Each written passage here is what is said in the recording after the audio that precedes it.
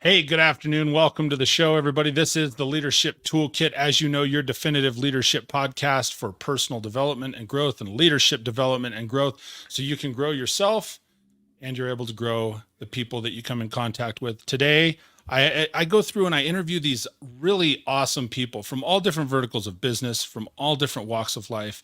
Today is certainly no exception. I am stoked. I'm just excited to have Jorge Toledo on the show. He is a professional speaker. He's a former oil and gas executive, a visionary. He's an artist. You'll see if you connect with Jorge, absolutely phenomenal. His website is beautiful. Most intriguing and most, I don't want to say most importantly, because this doesn't define, I'm sure, who he is. We'll get into the conversation. But the most intriguing and exciting thing for me to have a discussion with him on too is he was a political prisoner in Venezuela for almost 5 years. And so I am excited to hear more about the story. I know you're probably excited to hear more about that. So today I bring on the show Mr. Jorge Toledo. Thank you so much for joining me today on the Leadership Toolkit. Well, thank you, Mike, for having me. It's a pleasure and it's an honor. For me as well. And I will tell you, would you take a few moments and just share a little bit of your background, a little bit of your backstory, certainly in leadership and management, and maybe where that leads to the grit and the tenacity that you had to overcome this big adversity that's been in your life. Well, let me tell you about myself. And I would Yes. say I was born and raised in Caracas, Venezuela. I had I'm coming from, a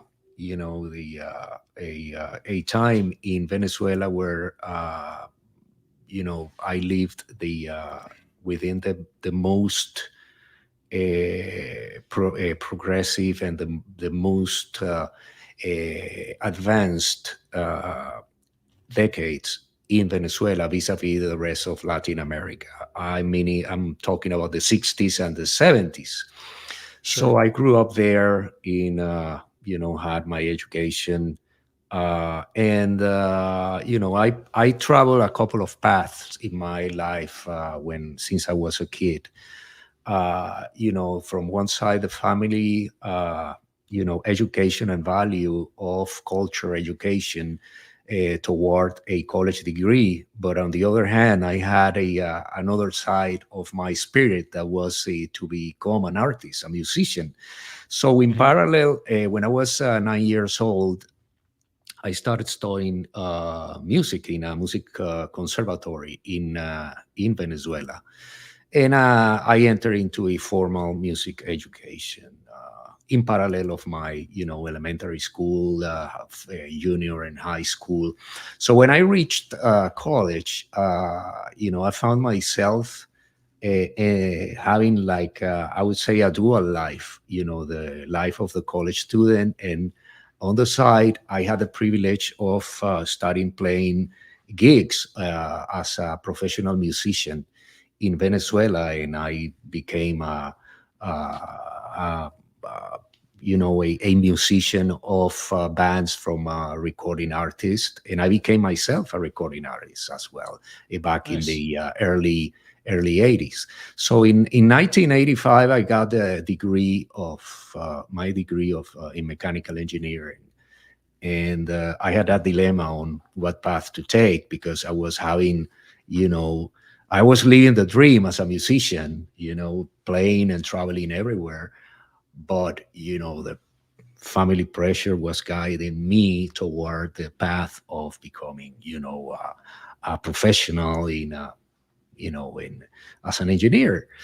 And within that moment of dilemma, Exxon appeared in my life and made me a job offer. So Okay. by that time, I was already bilingual in Spanish and English.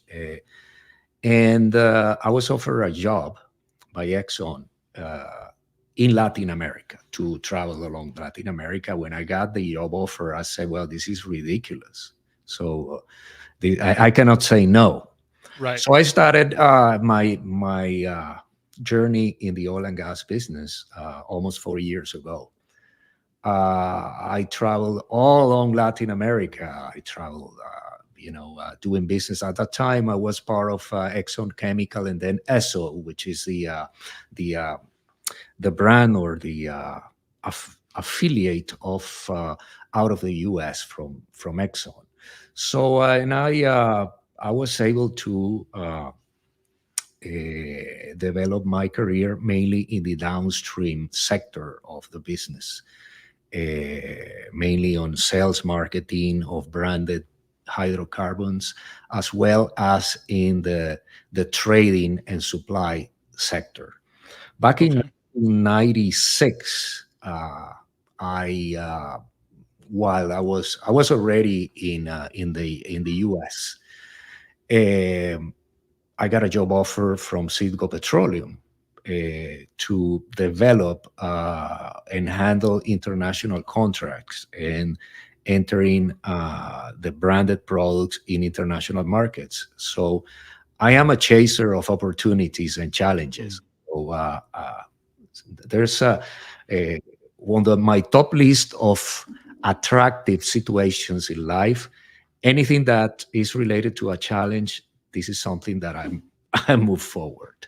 Sure. So and that became a challenge, and I started my career in Citgo, where I started in uh, doing the again, in this downstream activities on hydrocarbon and petrochemicals, and I went through a multiple roles there, from the business development side to the mid management to the general management position, uh, until reaching the vice presidency of supply and marketing, And where this was for Citgo? for Citgo. Yes, I was under my responsibility. I had all the supply, trading, and commercialization of hydrocarbons out of the Citgo refineries, as well as all the crude and feedstocks products that enter into the refinery. So if you see the if we can visualize in a very simple way the business structure, so the refineries, if you see the refinery as a like as a box, as a bucket. So you have crude entering in and hydrocarbons going out. So I was Hmm. responsible for was coming in and going out from that box that are the refineries. That involved also distribution, the branded gasoline stations, etc. So it was a after refining, the second largest organization in the company. Sure. So that was my evolution more in 26 years, actually, that I spent in Citgo until reaching an executive position. So and while being in that executive position is where I have this event of being taken as a hostage by the Venezuelan state. And initially that was very confusing, because I didn't know why. It's I was called to a business meeting in Caracas, Venezuela, as something, since I was in the supply and trading activity under my responsibility, or my organization responsibility was the crude supply agreement from Sure. PDVSA, National Oil Company, to the Citgo refinery. So it was not, although it was an unusual call for a meeting, it was something that could be explained because of the existence of this contract. So I traveled there, and while being in a meeting, I was detained by a squad of military guards, fully armed and covered. They belonged to the counterintelligence military agency of Venezuela. So, and me and other colleagues that traveled with me during that time, under the charges. There was a formal set of charges prepared by the country's general attorney based on corruption, embezzlement, but also my colleagues and I were accused of being CIA agents and also being or contributing to with the U.S. government to impose economic sanctions to Venezuela, taking advantage of my position in Citgo. It's important to mention that Citgo is an indirect subsidiary of the national oil company of Venezuela, Petróleos de Venezuela. Okay. So in some way, there's an indirect connection, although Citgo operates in the U.S. as a U.S. incorporated company doing business Sure. in U.S. soil, but has this indirect connection with Petróleos de Venezuela. So they are related companies. Okay. So along these 5 years of captivity, the questions came up and reached answers, and these answers explained, or clarified the rationale behind the detention. And it was openly disclosed that my colleagues and I were detained or were taken as a hostage as an element of coercion or foreign policy of Venezuela with the United States. Along these 5 years, almost these 5 years, there were, permanent negotiations and conversations between the Sure. two governments until in October 2022, they reached an agreement on So a this is prisoner swap. fairly recent. Yeah. Wow. And in October, the October the 1st, 2022, I was released along some of my colleagues and 2 other Americans that were also imprisoned or taken as a hostage in Venezuela after a prisoner swap. There were 2 individuals that were requested by the Venezuelan regime. So the U.S.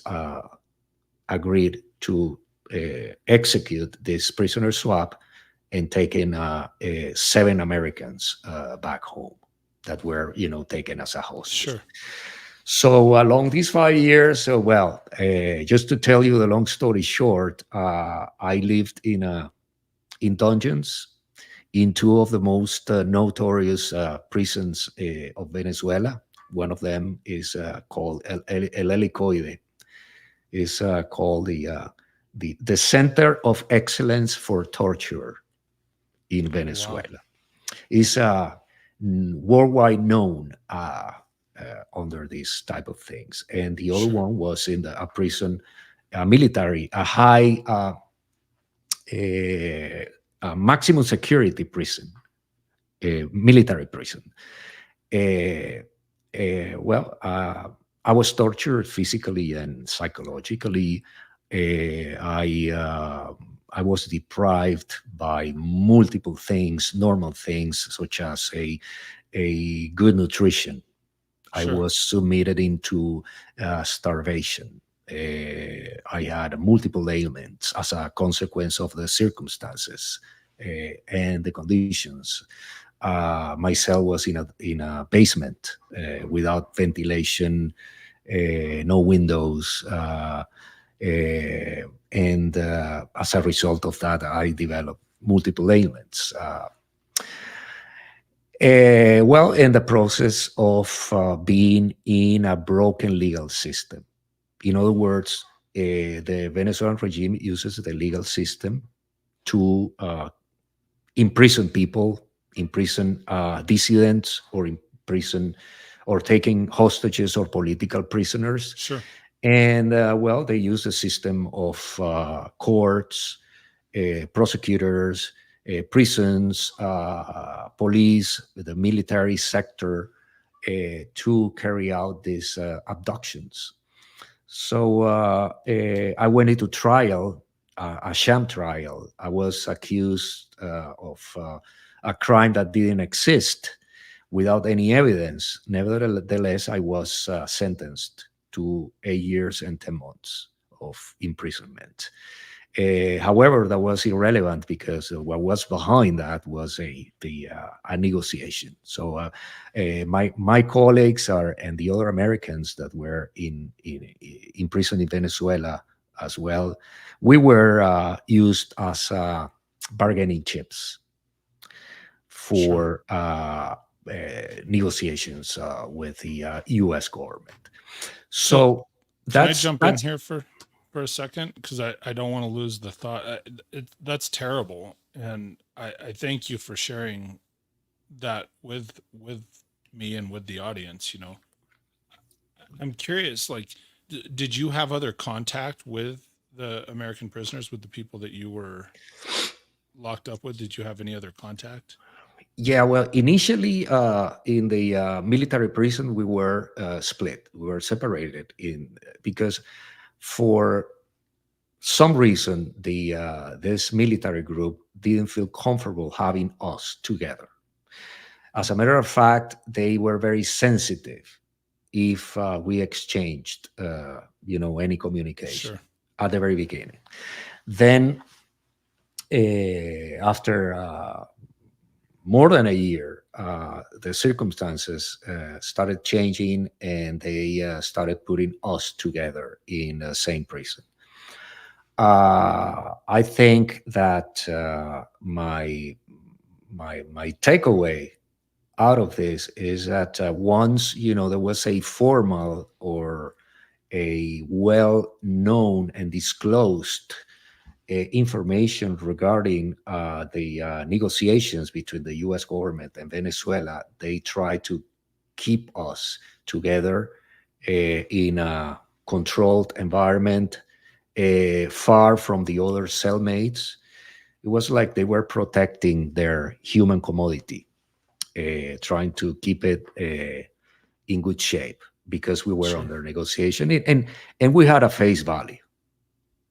That's the cruel part of this, and that is when we reach the ground of human rights violations, is when a human life becomes a commodity, Sure. and then and they assign you a value.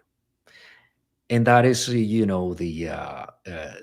and this is not a situation only that happened in Venezuela. We're talking Sure. about a global business model that is followed by authoritarian regimes, and we have examples in Russia. Hmm. A few months ago, there was a huge, historical, huge prisoner swap that brought several Americans from Russia back to the U.S. in exchange to other Russian individuals that were requested by the Russian regime. But we have uh, Americans imprisoned in China, in Iran, in Syria, and we have It's terrible. cases that goes from just a few months all the way to 16 or 17 years, which is something outrageous. It's like the case of Austin Tice, uh, a Texas native that has spent 12 years in Syria.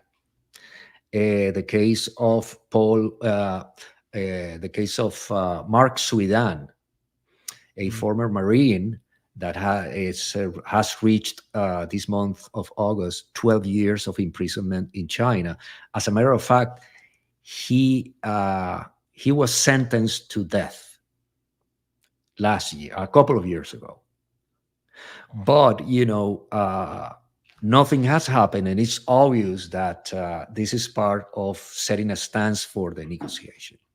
So when you're sentenced, so it's the same pattern, it's the same playbook that these mhm. regimes are following. You see also Cuba, Nicaragua. So it's like global thinking, local doing, in the area of evilness. Wow. That is crazy. So, I mean, you had to have a lot of just mental toughness, strong mindset to be able to go through that. You know, how would you say that well, first off, also I'm curious, when you came back, are you still employed by Citgo then, or how does that look after you come back in 2022, just 2 years ago? Well, formally, I was still a Citgo employee.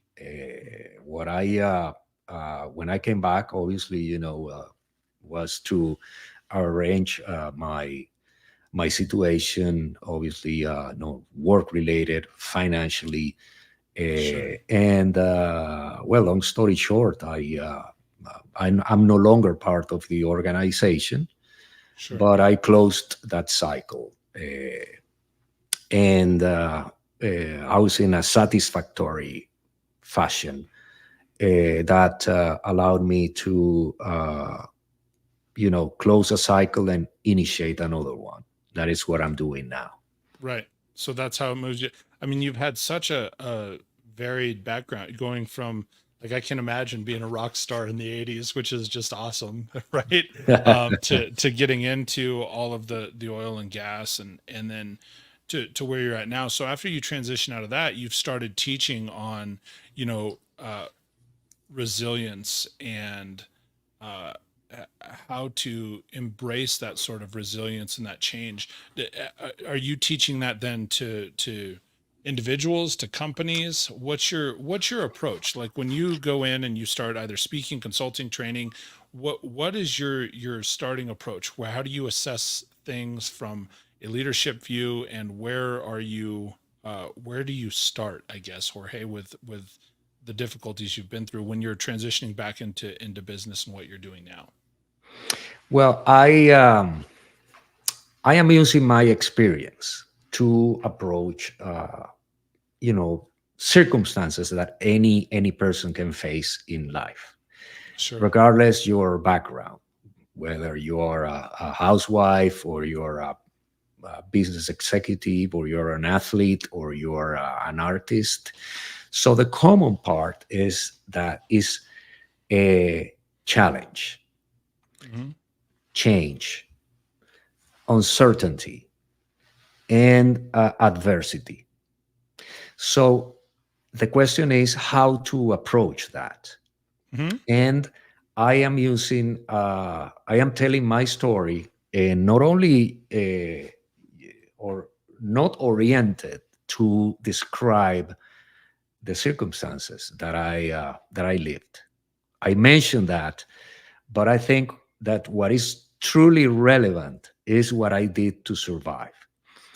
Because the base case scenario in a situation like mine is either to commit suicide while you're imprisoned because of the overwhelming harsh circumstances.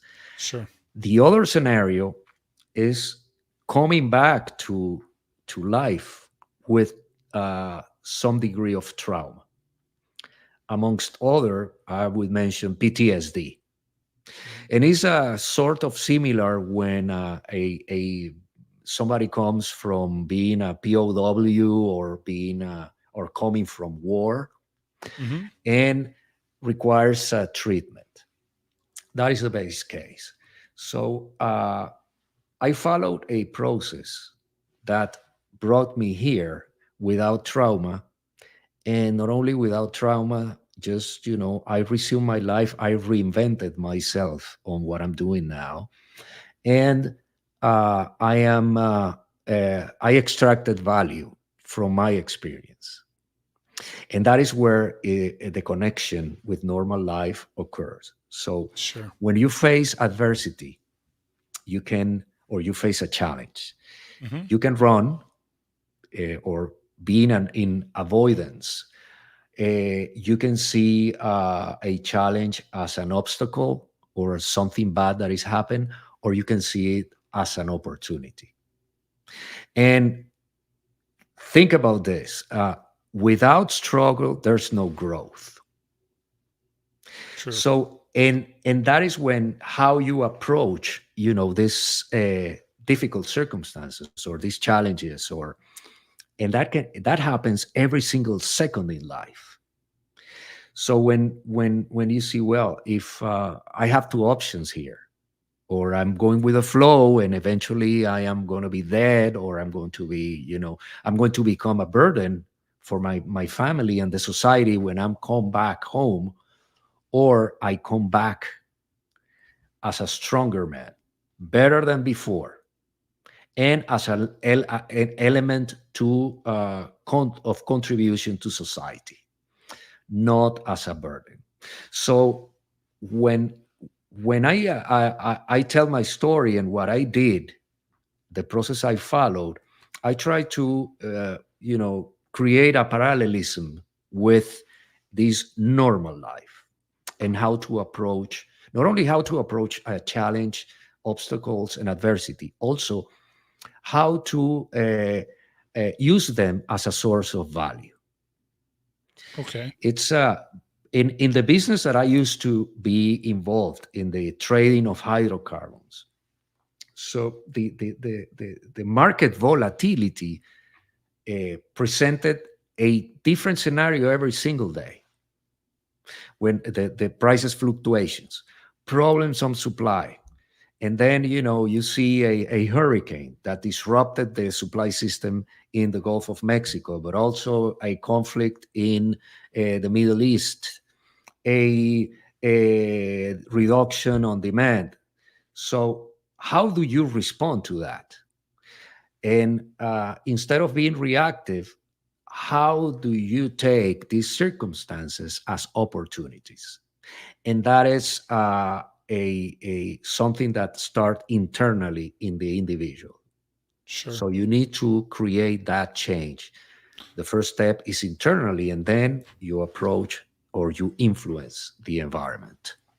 So when you're saying that, let me ask you. I want to dive a little bit deeper on that, because when you're talking about, you got to extract the change and the challenges and that adversity. If you're giving someone, because I like to give people tangible steps. I encourage people to take notes during my podcast because that's always a good thing. So if you're advising someone and you're saying, hey, here's what you need to do to overcome adversity, do you have like 3 tactical steps that you would say, start here? Because I understand if you're saying, hey, start internally, that can mean maybe different things to different people, right? So what is the approach? Are there 2 or 3 things that you could give specifics that you'd say, do this, then do this, then do this? Well, I'm going to describe the process I followed, and you're going Yes, to see the please. answer. That would be great. The first, in my case, obviously, the first months were a chaos, Sure. confusion. I don't know what was happening. So it was it was like being in shock. Sure. Then the reality check.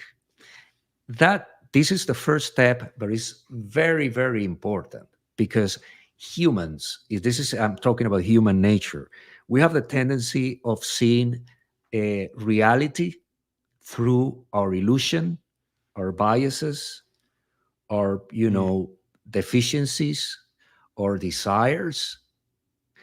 And that is like that is a crystal that impede us to see reality as is.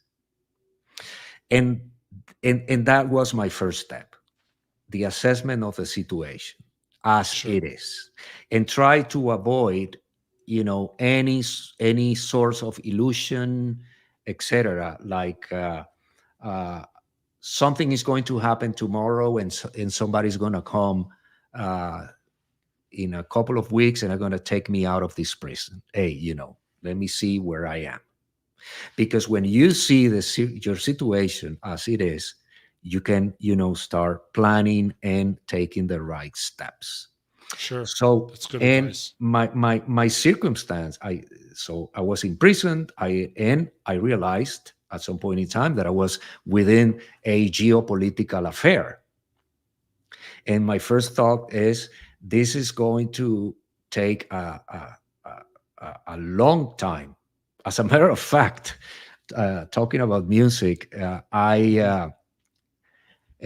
was a song that started sounding in my mind at that moment. That it's an Elton John song, Okay. Rocket Man. Rocket. Oh, And the chorus absolutely. they say, and I think it's gonna be a long, long time. And I Gotcha. think it's gonna be a A long, long, long long time. time. Yep. Well, that's a reality check. Reality as is. And now that's the first segment of the process. Then the Okay. second segment. So, what am I going to do with this? And then is your choice, your volition. So, am I going to survive or not? So, I had two different paths. So, and after assessing the reality as is, that Mhm. is the decision point. I'm I'm going to take this path or this path. So in my case, it was black or white, or I survive Sure. or not. Pretty straightforward. Right. And based on my choice, that is the what, but also the why. Why am I going to survive or why I am going to perish? People that committed suicide was because they said, life has no meaning. I don't. This has no solution. There's no light at the end of the tunnel. Therefore, my only solution of this is taking my own life. Mm. It's the same on when you make a decision to survive. Why am I going to survive? And that is the where this is like an engine, and you need to put some fuel to the engine. And the fuel to this engine is meaning and purpose. And that's defined the why. In my case, why am I am going to survive? So Mhm. my meaning and my purpose was my family, Sure. because I wanted to go back home, wanted to go back to my wife, to my children, to my grandchildren. But I want to go back not as a burden. I'm going to use this experience to go back to them better than before. And Wow. meaning and purpose is the end, is the fuel of that, put this engine in motion. And once you have the what and the why, is the how. And that is the third segment of the process. So the how is, so I decided that I'm going to survive, and why. How am I going to do that? So, and that is at the second assessment, the assessment of my situation. So in business or in strategic planning, you do your environmental assessment, but you also assess your operation internally. Sure. So where I am. So in my assessment in prison was, I need to go over the list of items that I have control. And I started going, to the long list of items that encompassed my own life. And I realized that I have no control whatsoever of anything but three things: my physical, mental, and spiritual health. So once I identify what I control, my decision was I am going to implement actions, specific actions, to work on the things that I control. Because what I do not control, I don't have any influence. It's worthless, any effort that I can do. So, and I decided to implement a plan in prison to preserve my physical, mental, and spiritual health. Now, that goes to and perhaps I'm in this process that looks very pragmatic. I'm going to add some philosophical elements, which is, Sure. related to what is your elements of courage, determination, faith, hope, and action. So, and that is one key element here is conviction. And I was talking initially about your Can I internal can I ask portion. you? I want to ask you a couple of questions because this is so good, man. This is so good, and I appreciate you said courage, determination, faith, hope, and action. Well, Is that there's all these elements are, connected and part of it? aligned. There's Sure. yeah, there's your conviction.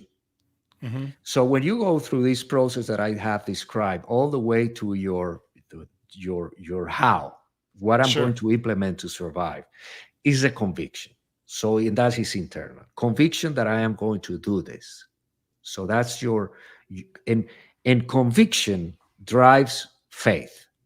When conviction drives faith, there's no blind faith in Right. place, because you have faith on something that you have conviction.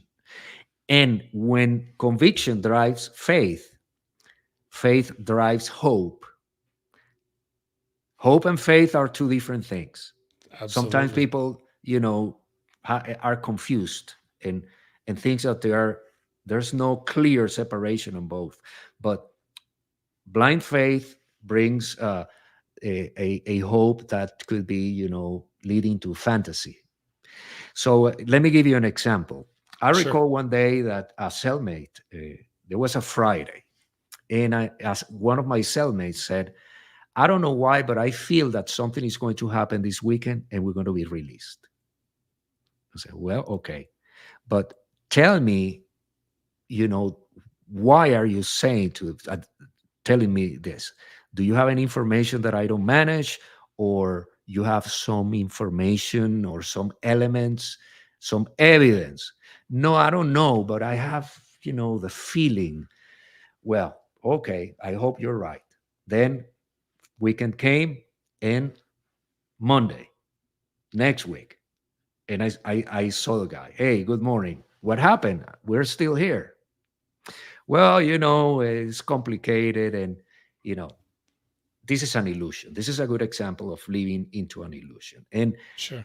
the problem of this type of attitude is when you have your reality check, your spirit, bam, goes down. So Right. that's why it's so important that your conviction drives faith, and your faith drive a realistic hope. And your realistic hope is what is going to engine or to fuel determination. Is when you say, well, I'm going to survive. This is how I'm going to survive. Well, I have the determination that I'm going to work on this. And then you take action. That is the last step of the process. And Absolutely. something very important, determination without action is just wishful thinking. Okay. 100%. Now, Oh, if you see this process and you bring it to any circumstance, any situation in life, it's applicable. mhm. Whether it's in business, whether it's in family, whether it's in, uh, I run marathons, and Mhm. I'm describing my process of training for a marathon. Uh, Sure. that process that drove me into survival, allow me just last year to 100 years after my release, I run a half marathon in Houston. And then100 in April, days. 100 days after, Okay. 6 months later, in April 2023, I run the Boston Marathon. Wow. And in October, about a year after my release, I run the Marine Corps Marathon in Washington. So, Awesome. and that was my tangible result on victory. So I went through a very difficult ordeal. My life was in jeopardy. I don't know. It was almost a miracle that I survived, and I was able to do this. So this is the tangible way of telling the world it was very hard, but Mhm. I am hard to kill. So it was not hard enough to defeat me. And that is when we get into the ground of uh, success and defeat. But Can I jump in here summarizing, for a second? Because I want to recap something for you too. And this is just, I always sit and take notes as I'm interviewing people because I find it so fascinating, Jorge. And just like the way that you put it, you said, okay, well, hey, here's these 3 steps: overcoming challenges and adversity. And we've gone off to other things like your conviction and faith and hope.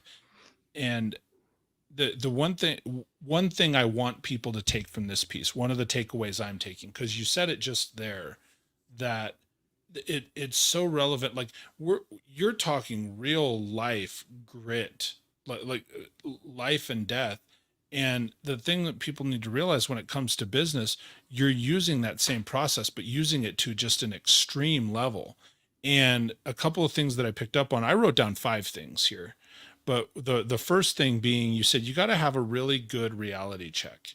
It has to be the real, like the real deal, not seeing Mhm. through the rose colored glasses or what your model of the world is. What is really going on? And so when I liken that to business, is it's like, okay, well, what is really going on in this situation? Is the business succeeding? Is the business failing? Where are we really at financially? What are we doing? And get a really good assessment. I think that's really valuable, especially when you move to business. And then you said, what are we going to do? Why are we going to do it? And you hit on the why before the how. And I think I think a lot of businesses do that. Well, here's what we're going to do and here's how to do it. And that's something that I picked up on when you shared that. Here's what we're going to do. Here's what I have to make this decision to pursue. Why are we going to do that? Like, I Mhm. think that, like, for your driver, you said, look, it's my family, and it's that, all of these other things that are greater than ourselves. Right. And I think a lot of times in business as leaders, it things are greater than us sitting here today in a boardroom, right? And so it's like, well, why are we going to do this? And then you talk about the how, and then you wrapped back around. And so I encourage people to write this down. Is what Jorge said was, you then have to reassess. You have to reassess that reality check. And I think that's very, very valuable in leadership and in business. And then we got into all of these other pieces of how to do that. And I think it's just wonderful. I mean, for me, and listening to you speak with such a quiet confidence and air about yourself, Jorge. I really respect your approach, because you're saying, look, how can all of these other things benefit, you going on a podcast here, benefit the people that are in your lives, benefit you being there for your family. And I think that's a beautiful thing.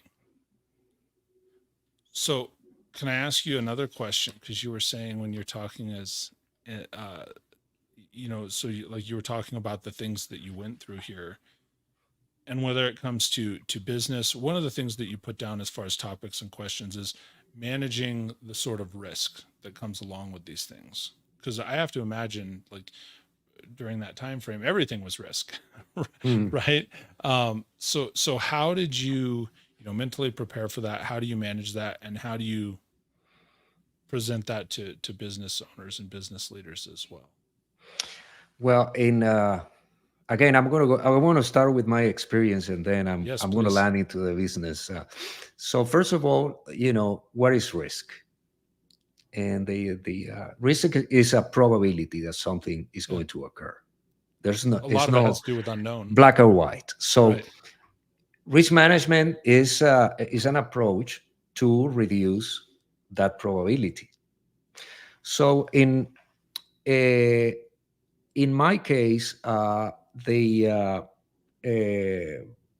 uh, in prison, I didn't have the proper medical attention. Then, so my risk of having ailments and also being severely damaged because of the circumstance was pretty high.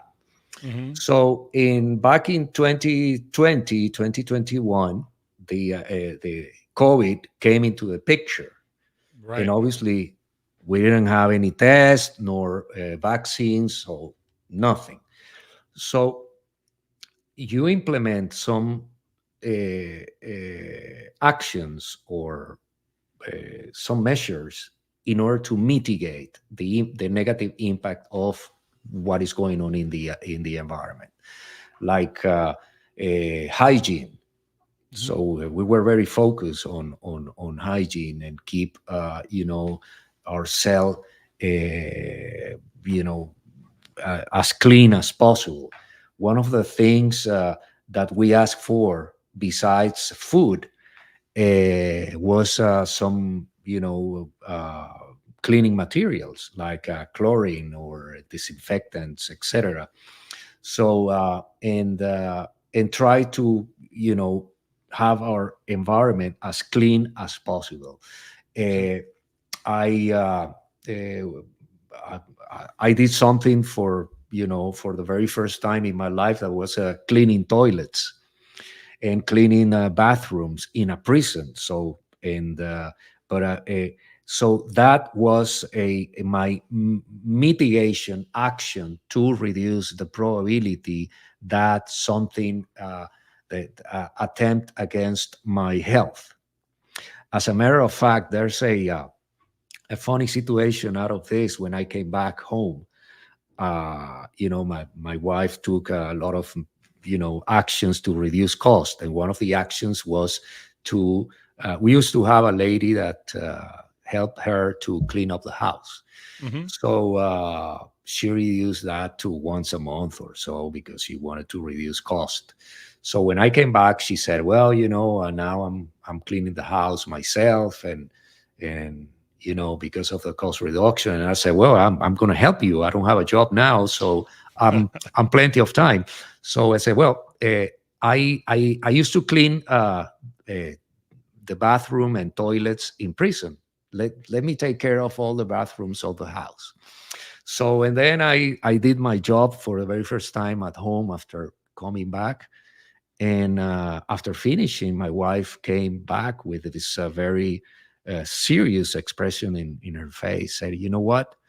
I am going to get rid of the lady because I found a new guy, a new kid that is a very good cleaning toilets.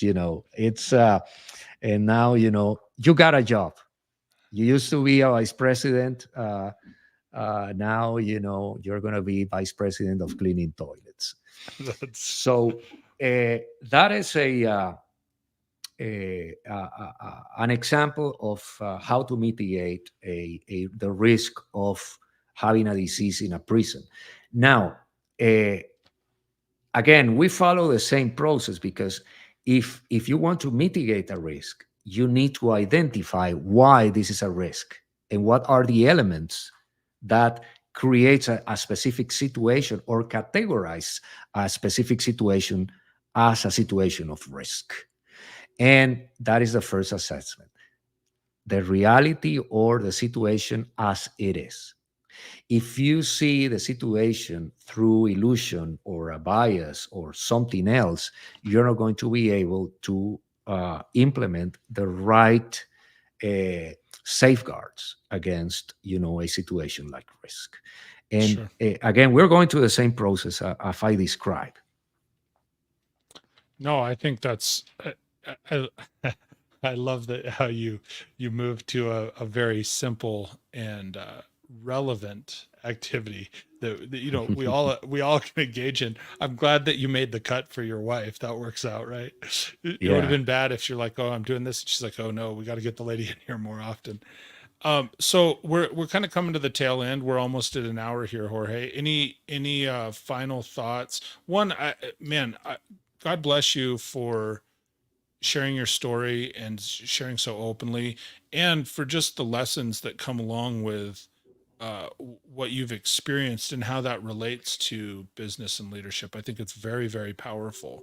Do you have any final thoughts that you'd like to share with us, or as we Yeah, close? I just want to close with taking one of the words that you use early in the podcast. There was a word, resilience. Hmm. And I'm going to bring the word resilience into my experience. I'm a mechanical engineer, and as a mechanical engineer, when I was in college, I studied the resilience on a material or how and why a material is resilient. And the definition is that a material is resilient when after a stress or a deformation, it goes to the same state as original state. Okay. So in my experience, it is not a matter of going to the state I was prior to my detention, because most of the people said, uh, your they took from you 5 years of your life. You lost your career. You need to go back and record what you had. And that is, in my experience, I am not talking about resilience. I am talking about evolution. Love it. Because in life, you don't go back to the same situation as before, because the world and the universe is always evolving. So, and when I was released, I didn't want to go back to what I was before. I want to use my experience to move my life to the next level. And I am not looking forward to record what I had. I'm looking forward what is coming next in my life, and that gives me the motivation to keep going and reinvent myself. And that is what I try to convey to the people that worked for me and the people that I mentored in my career, in my professional life, in my corporate life. That I say, don't look back, look ahead, because life is good. And what is coming next is going to be better than what you left behind. So I don't use the word resilience, I use the word evolution. Evolution. Got it. I love it. Well, Jorge, thank you for joining me today. If you want to hang out for just a minute, I'm going to go ahead and take us out. Okay. Perfect. Thank you. My pleasure. Ladies and gentlemen, that's going to bring us to a close for another episode of the Leadership Toolkit with my new friend, Jorge Toledo. What a story. What an amazing story. And to extract all of the positives to be able to share with you, and so that you're able to evolve yourselves. And that's really what this is about. How do you grow yourself? How do you grow the people around you? How do you move through your next evolution so that, like Jorge said, you keep looking forward, you keep moving forward? I think that's absolutely a wonderful way to leave us on. Thank you, everybody, for joining me. Do me a favor. One of the ways that this show continues to grow, just throw some thumbs up on it. If you know somebody that would gain something from this episode, from Jorge's story, please do me a favor and share it with them, right? Don't keep it to yourself. Share this podcast out, because that's one of the ways that you can make a genuine and great impact on somebody else today. Thank you for your time. Until I see you next week, stay great. We'll talk to you soon, everybody.